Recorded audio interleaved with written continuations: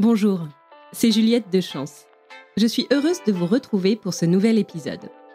Je donne aujourd'hui le micro à une ou un coach de la communauté Chance pour explorer ensemble une notion de coaching, pour vous aider à prendre conscience de vos mécanismes, de vos blocages ou encore de vos croyances limitantes. C'est ce que nous faisons chaque jour avec les personnes que nous accompagnons dans le parcours Chance.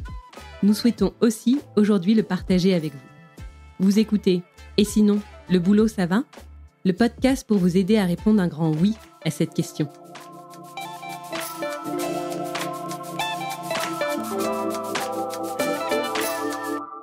Le flow, ça vous parle ? Vous avez certainement déjà entendu ce terme, peut-être dans le domaine du sport, de la musique, des arts en général, ou bien dans votre domaine professionnel. Je vous propose d'aller explorer votre flow. Trouver une expérience personnelle de flow via une introspection guidée et illustrée de mon expérience personnelle et de celle des talents que j'accompagne. Enfin, on verra quels en sont les bienfaits et comment reproduire cet état. Je suis Étienne Battet, coach partenaire Chance. Allez, c'est parti, je vous embarque dans l'exploration de ce concept de la psychologie positive. D'où ça vient ? Le flow a trouvé son nom en 1975, lorsque le psychologue américain Mihaly Csikszentmihalyi a interviewé plusieurs personnes qui décrivaient leur expérience en expliquant qu'elles étaient portées comme par le courant d'une rivière. Qu'est-ce que c'est ? À quoi on fait référence ? C'est un état mental dans lequel une personne est pleinement immergée dans une activité, se sentant totalement concentrée, engagée et heureuse. Reprenons une à une les différentes composantes. 1. Une concentration intense, focalisée sur le moment présent. 2. Une perte du sentiment de conscience de soi. 3.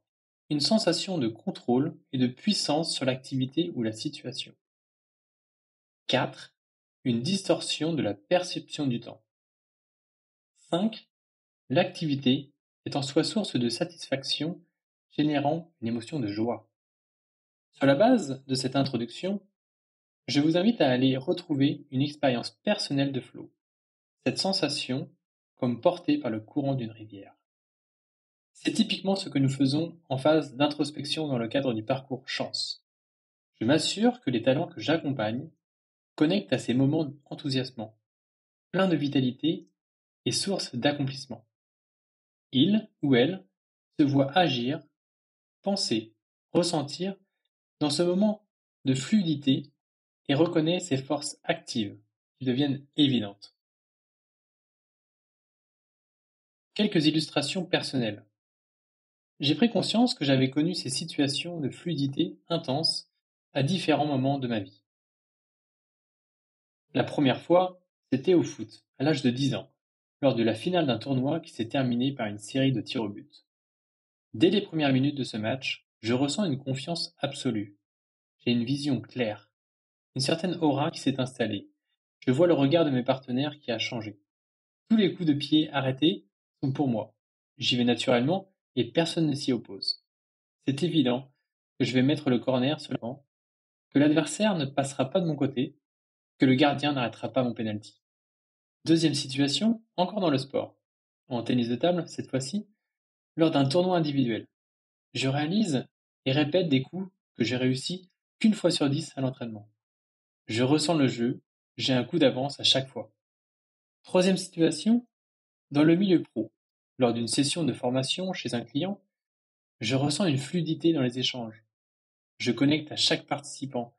J'apporte de la valeur autour de moi. C'est une certitude. J'ai le sentiment d'être à ma place. Ça génère chez moi beaucoup d'enthousiasme. Je rayonne. C'est contagieux. Autre exemple de talent que j'ai accompagné. Dorian me partage un moment fort où il est intervenu pour sauver son frère dans l'urgence. Il s'est senti en pleine possession de ses moyens. Il a su adopter les bons gestes sans le savoir, calme dans la tempête, alors que les autres membres de sa famille étaient tétanisés par la situation. Sophie, qui me parle d'un workshop qu'elle a animé, où la tension était présente, elle a su créer un climat constructif, elle a naturellement adopté la bonne posture. Je me faisais confiance, comme animé au plus profond de moi. J'anticipais les besoins, je posais les bonnes questions, complètement connecté à mon instinct.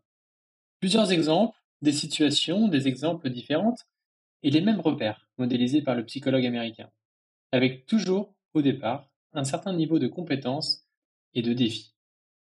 Et vous? À quel moment vous êtes-vous rapproché de cet état? Il est fort probable que vous ayez connu ça. Ce n'est pas réservé seulement aux athlètes de haut niveau, aux artistes reconnus.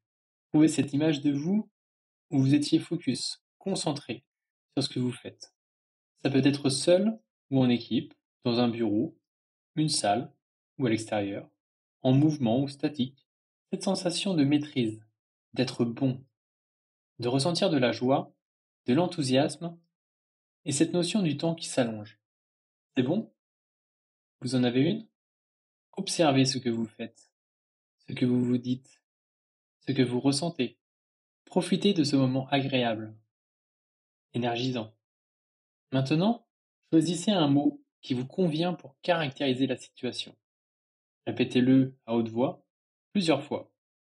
Visualisez en même temps les images. Trouver ce moment, c'est une première étape importante. C'est une expérience ressource. Vous savez que vous savez faire, être dans la fluidité. Que disent les neurosciences sur l'état de flow?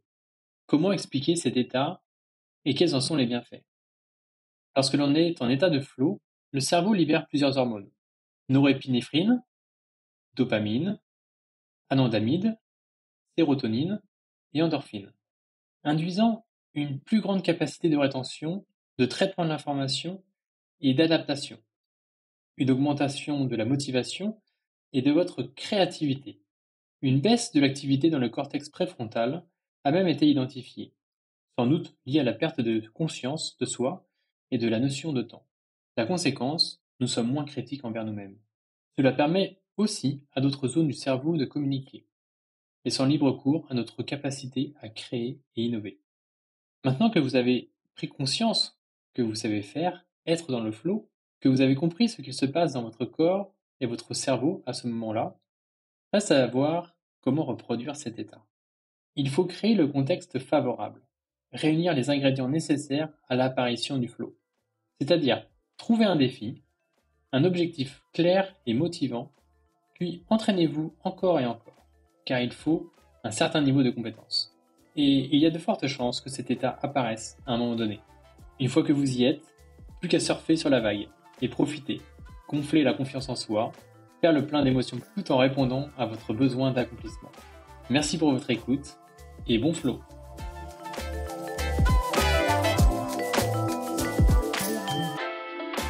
Merci d'avoir écouté. Et sinon, le boulot, ça va? Le podcast pour vous aider à répondre un grand oui à cette question. Si cet épisode vous a plu, vous pouvez laisser 5 étoiles sur Spotify, Apple Podcasts ou Deezer. Cela ne semble rien, mais cela aide beaucoup à soutenir le podcast. Vous pouvez aussi m'écrire sur Instagram, @chance_fr. Et n'hésitez pas à recommander ce podcast à toutes celles et ceux proches qui ont besoin de retrouver du sens dans leur vie pro. À bientôt!